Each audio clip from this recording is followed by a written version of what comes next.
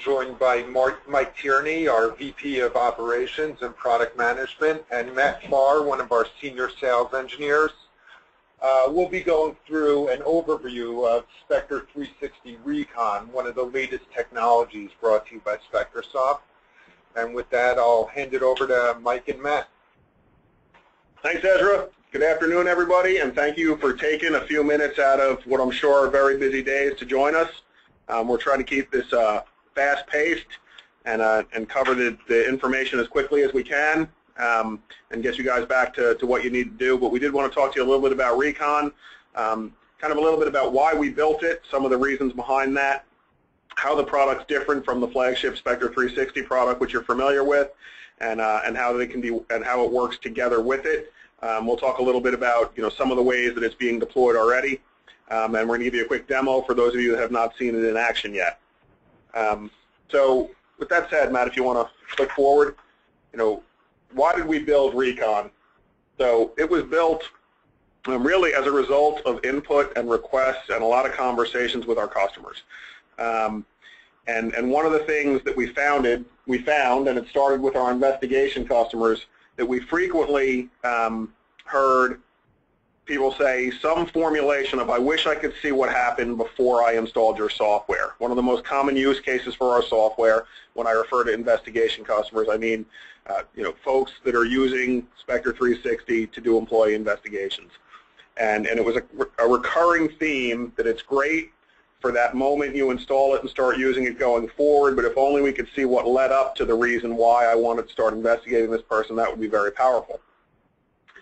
Well, when we asked the question, why don't you just install us everywhere, we got the same two answers over and over again: cost and cause. And we'll talk a little bit about both of those. And I wanted to start and talk about cause. So what we learned through our interactions with customers, through talking to industry analysts and doing some research, is that companies are comfortable tilting the balance between the needs of the company, of the organization, and the privacy employee when there's a cause to do so. And there's all different kinds of cause. And we uncovered some main types during our research, but it kind of just made sense as we stepped back. That when I have a reason to take a closer look at somebody, it makes sense to do. And there are some companies that are very comfortable doing that for, say, productivity use cases on all employees, and I think it's a very powerful benefit that the software delivers. But we found a lot of folks that wanted to have a more specific reason to start actively monitoring an employee. During that research, we uncovered three main types of cause: investigatory, role-based, and conditional. Now, that's not to say there weren't others. We have people using this for termination protection, for productivity use cases, as I mentioned earlier. But the three main reasons why people were deploying our software, the three main types of cause, were investigations, as we talked to, and that's similar to probable cause in the criminal justice world. Investigatory cause, as we've kind of defined it here, exists where there's a reason to suspect an employee or a group of employees is engaging in behavior that's detrimental to the interests of the organization. Right, so that was a kind of an obvious one. Another type of cause that we uncovered where we were being commonly deployed was role-based cause. And there are some positions within an organization that have very elevated privileges, and because of this, they can access information that might otherwise be considered off-limits to them. So people, super users, highly privileged users, however they're defined, because of the amount of access they have a disproportionate ability to do damage should they go rogue. And for the most part, obviously that never happens, but we've seen enough in the news to know that it does happen sometimes. And we have our software being used widely to monitor highly privileged users. Companies are comfortable applying a higher amount of scrutiny to people that have a higher level of access. And I think there's a lot of logic to that. If you think about airport security for a minute, and how there's a checkpoint and everybody has to go through that security checkpoint, and then there are some random people that get pulled out for deeper checks. Well, in IT and in internal security, we don't have that checkpoint moment, but we can randomly look at activity of folks that we want to make sure are acting in our best interests, and that's what's being used commonly with 360 in the role-based cause case. And then the last of the three main types of cause that we uncovered was conditional cause. And this one was very interesting, and we found a lot of customers are using us at the beginning and the end of employee life cycles. So starting at the beginning when a new employee is onboarded, and companies typically have a probationary period. 90 days is a very common time, and a lot of people are using our software during that onboarding period where you're still getting to know the employee's getting to know the company, for lots of reasons, to take a look at their work habits, to see what kind of training is working and what kind of training is not working, and to make sure that they're off to the best start that they can be is one of the recurring things that we heard at the beginning of an employee life cycle. Towards the end, the conditions shifted a little bit. And we've done surveys, and we've shared some of that data out, and other companies, Symantec has done surveys, and it's really a startling statistic. It shows that basically 1 out of every 2 people, employees, believe it's okay to take company data, company IP with them when they leave. And it's really a shocking statistic on its face. But then you start to think about, if you put yourself in someone's position, if it's a sales guy and he built up a great list of customers in his territory, there's a sense of ownership of that, and they're thinking, well, I built that territory, those are my contacts, I want to be able to sell to them in the future. If they're going to a competitor, you obviously don't want them to do that. Could be, I'm picking on a sales guy now, but it could be any role within the company. I wrote that article, I created that series of templates, whatever they might be working on. There's a sense of ownership, so you can kind of understand why people think that way, but at the end of the day, it is company intellectual property, and the company has a right to defend it. So there are studies by real respected organizations. Carnegie Mellon, the CERT Insider Threat Center, has models that show that a vast majority of IP that walks out of companies does so from departing employees, and that IP is taken within 30 days of them giving notice. So we find a lot of companies that like to apply monitoring to employees that they either suspect are getting ready to leave or they know are getting ready to leave the company, to make sure that IP isn't going with them, right? And it may be as simple as, if you see somebody taking something that they might not, reminding them about the agreements they signed and talking to them about why they think that's theirs. Not everybody is out to get everyone, obviously, but that's a prime example of conditional cause that we saw. So we stepped back and we tried to think, well, what can we do to let companies benefit from having employee activity data recorded, but not have to tilt that balance unless there's a cause, unless there's a need to. And what we came up with was Spector 360 Recon. So if you think about Spector 360, the product that you guys are familiar with, it's an active monitoring solution. And by that I mean it's a solution that you put in place. It records employee digital activity. That data is collected centrally, and it's available for review, reporting, and retention. Right? And every company has different policies as to what they record and who's able to see that, but the data is written into a central database, and it's there and it's available. Spector 360 Recon is a passive monitoring solution, and the difference there is that we record all of the same data that Spector 360 records, but we don't write it to the central database. We store it in an obfuscated file on the machine where the activity took place. And that data can be prevented from a combination of policy and some of the tools built into the software. No one can see it. No one can look at it unless the company determines in its best judgment that there's a reason to go look at it. So what we're doing is recording data for 30 days, and we'll show a couple of slides that explain this, on that local machine, and then we can also generate alerts off of it from what we're seeing in that employee activity, and we can shoot those alerts out to whoever a company designates as the proper person. And then the company can make a decision, do we have a reason to take a closer look? And a lot of times it could be nothing, and something that you can go through and in about 2 minutes determine there's nothing to see here. And other times it could be a sign of something more serious. So that's what we came up with, was a passive monitoring solution that lets that data be collected in case it's needed. And that was a direct response both to the cause and the equation that we saw where people were wanting to have the benefit of deploying the software but hadn't been able to yet, and then also to cost. And Spector 360 Recon has very different pricing model than the flagship 360 product. And if you haven't had a conversation with your account manager here at Spectorsoft about that, I would encourage you to do so, because I think you'll find that it is a much different price point. So let's talk a little bit about Spector 360 Recon in a little bit depth, and what is it. So Recon is really a brand new approach to employee digital activity monitoring. I kind of just went over it on a high level. This is the reasons why we did it, but we really designed this to let companies receive the benefits while protecting the privacy of their employees at the same time. So there's 4 main components to the Spector 360 value proposition. The first is early detection and warning, and I mentioned that we can do some analysis, some scanning of the data that we record, and then sending out of alerts. And when you think about the dictionary definition of reconnaissance, right, it's a preliminary survey to gain information. And so you're deploying a reconnaissance agent out, and it's providing situational awareness of what's happening back to headquarters, back to whomever within a company has been designated to receive it, so that they can make decisions on whether there's anything to act on and how they want to act on it. So that's kind of how the genesis of the name came about. And so some of the use cases are up here on the slide: fraud, data theft, harassment.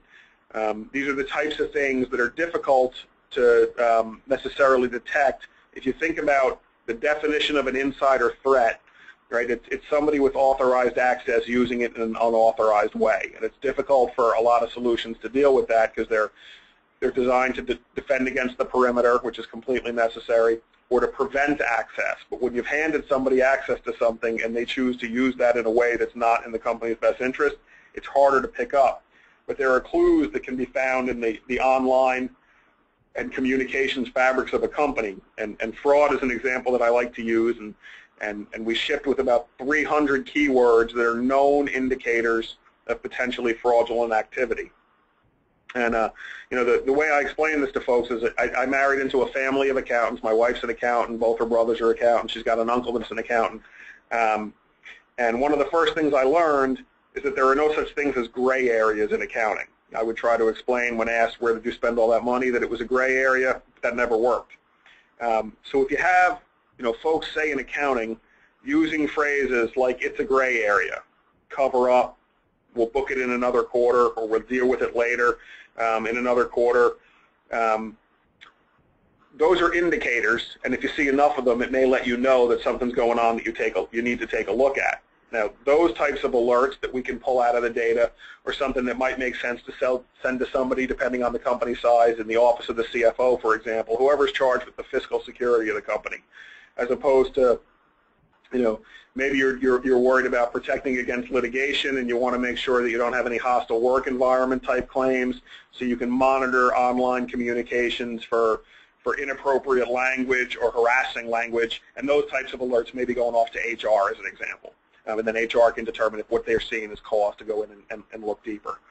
So that's the first layer of the value prop of Spector 360 Recon. The next one is one that you're familiar with, in that we comprehensively record all of the activity, depending on the selections that you make in your configuration, taking place, everything that your employee is doing online. And that data is available when you need it. And that speaks into the third of the main value props, which is that the data is there, but it's unavailable for viewing. It's locked up in a black box. It's not unlike a flight recorder on a plane. Nobody ever wants to look at those. You don't want to look at the data, but it's nice to know that it's there if you need it. And what we're doing with Recon is very similar. So we have this comprehensive picture of activity, this employee activity log, if you will, and it's available if you need it. And if you don't need it, well, every 31st day we overwrite, and the data starts to fall away. So that was one of the things that's been very well received from folks that are out and using Recon already. And then the last piece was kind of a side benefit. When we architected Recon, it was for the reasons why we've covered already, but the approach really led to minimized bandwidth and storage impacts. So much lower total cost of ownership from that perspective, much lower impacts on IT. We don't have as much data, only alert data is transiting the network, and because we're not writing to that central database, you're not starting to build up a large data store, and you have to make retention decisions and backup decisions on.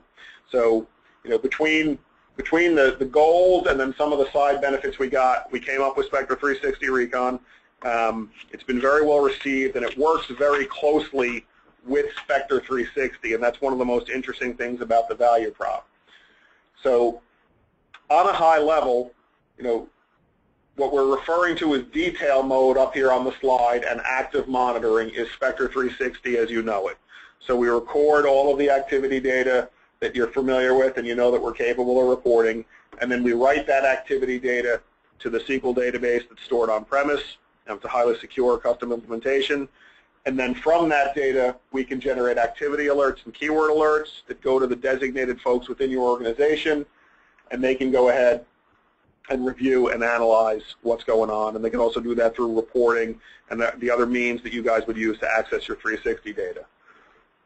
With Recon mode, or the passive monitoring approach, we record all the same information, but we're storing it locally for 30 days on that machine and then only pushing across alert data.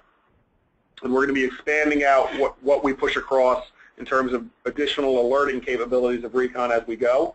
That alert data is pushed to a central data store, and that's so we can do some trending and analysis on it that we'll be releasing in coming releases. But that's all that's there, and we're going to show you what an alert looks like in just a little bit, is that alert level data. And then those are pushed out, again, to whoever you designate in your organization. Depending on what you're alerting on, it may make sense for different people to receive them. And then those people have the ability to make a decision on, do they want to unlock that data. And then within Spector 360, once you unlock this data, if you make that decision to do so, you'd be consuming a Spector 360 license. You can use either the floating concurrent type licensing model or a perpetual model. We offer both. Once you make the decision to do that, those 30 days of history are pulled into the central database, and all the capabilities of Spector 360 are available both to go back in time and look at that data and then for recording going forward. Now, if for some reason you decide you don't need to keep actively monitoring someone, you can switch back to Recon mode if you want to. And architected within Spector 360, there are abilities, and you guys should be familiar with them, to designate a single person, say within the company, who has the ability to unlock that data. Only the master 360 admin, if you will, can go in and actually change something from Recon mode to detail mode. And then if you want it to be even more protective on that, depending on what makes sense for your company policy, you could have an alert created when that happens, and that alert could go to anybody that you want, and they could say, hey, I'm the person here that triggers off investigations. That hasn't occurred. I haven't said to go, so I got to go look into why we just converted one of these licenses. So a lot of protections built on top of this. So that's the quick high level of why Recon and a little bit about how it works. I'm going to turn this over to Matt now, who's been patiently waiting to get a word in edgewise, and he's going to kind of walk you through how Recon works, and we'll show it to you in action. Thanks, Mike. All right, so this shouldn't be unfamiliar to you guys. This is the 360 Control Center. Those of you who are running 360 are used to working with this, managing your computers. And the one question that arises a lot of times is, well, how do I change over from this Recon mode to detail mode, or vice versa?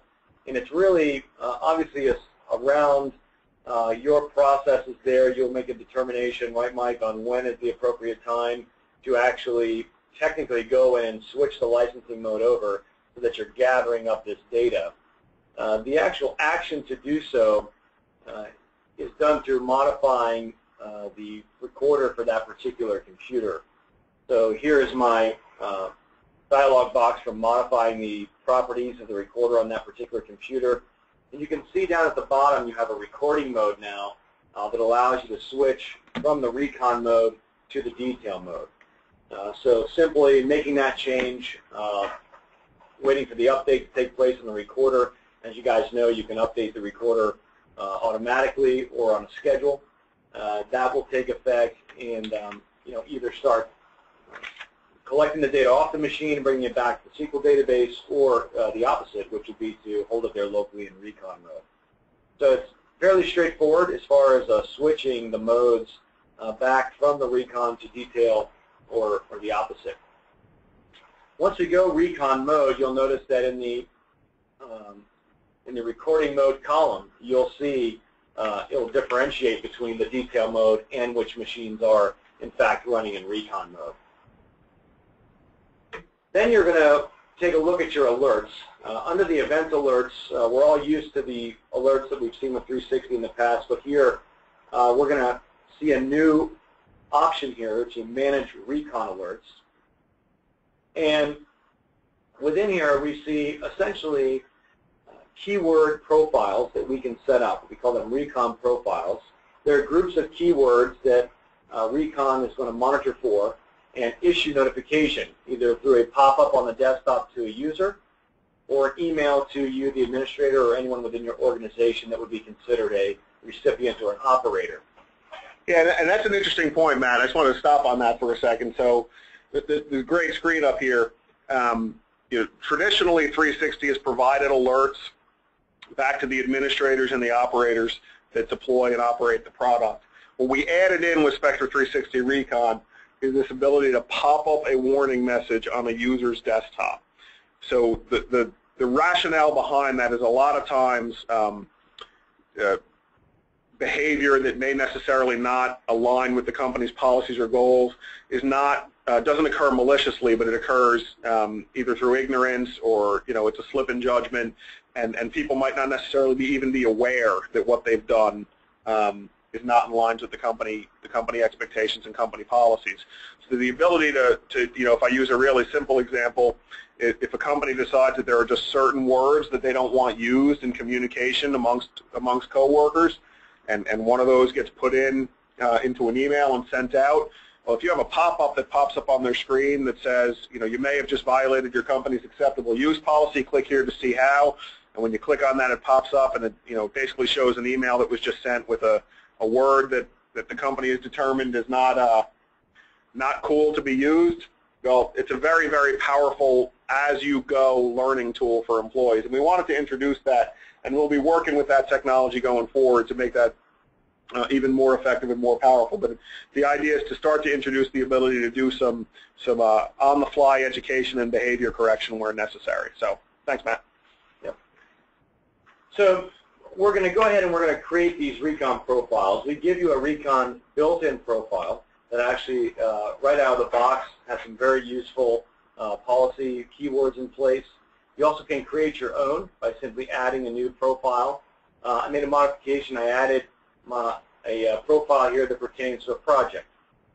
So, Mike, in this scenario, I'm indicating here that I have a project going on. Certain individuals know about this project called, let's call it Headhunter, and we're going to set up keyword alerts around this project that would alert me of activity regarding that project itself, whether it's email activity or documents, etc. Yeah, so that's another interesting thing here. So, one of the things when I'm interacting and talking to customers, when you set up these policies and these profiles, and this applies out beyond just the use case here, but this is a great one for that, it does require a little bit of thinking up front as to what you're trying to accomplish. So in this case, we've got secret project Headhunter, and at a fictitious 500-person company, and there are 8 people that are in the know on Headhunter. So it would be very natural for those 8 people to be communicating about it, both verbally and in their online communications. So you would not want to ask for alerts when those 8 are talking about Headhunter. What you would want to know, though, is if the other 492 people start using that term, and in this case we perhaps could have picked a more unique one, but we're okay, because then that would let you know that somebody on the 8 has made a decision now to share information about the secret project outside of the team. Now, that could have been legitimate. The team maybe needed to get bigger. Or it could be a sign that maybe some hallway conversations are being overheard or talked about, and you want to be able to deal with that quickly. So an internal leak where the folks on the team are highly sensitive to the information and its confidential nature doesn't start leaking out to other folks that may not know and turn into an external leak, which could obviously be a lot more detrimental to the company. So just a little bit about the targeting on those profiles. And so at this point, I would want to go ahead and edit the keywords that are associated with this profile. And obviously some of these are very generic, but as an example, confidential, intellectual property, top secret, there I have the project name in there as a keyword, Headhunter, maybe even a domain, headhunter.com/private. Just as an example of the things we can do with these keywords when we add them, you also could put phrases in here, if necessary, document paths, document names as well. So we get asked frequently about accessing directories and how to set up alerts around that. You could put document names, for instance.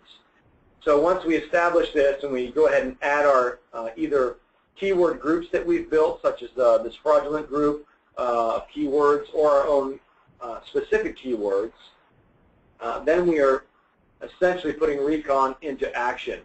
And through an email configuration, Spector 360 Recon will notify us via email if I did something, for instance, like went into an application and I went ahead and I typed in my keyword. It would pick up that activity, and it would send me an email that looks something like this, showing me that an alert was triggered by my headhunter profile. It happened in a program. The keyword that was detected was headhunter, who was logged in, and what computer it took place on.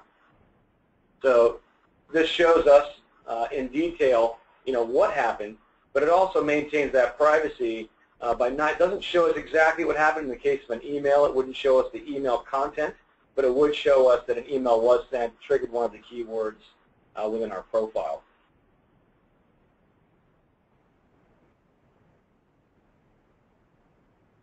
So that's a quick look at Recon and what it does and how it works and how you go about configuring it.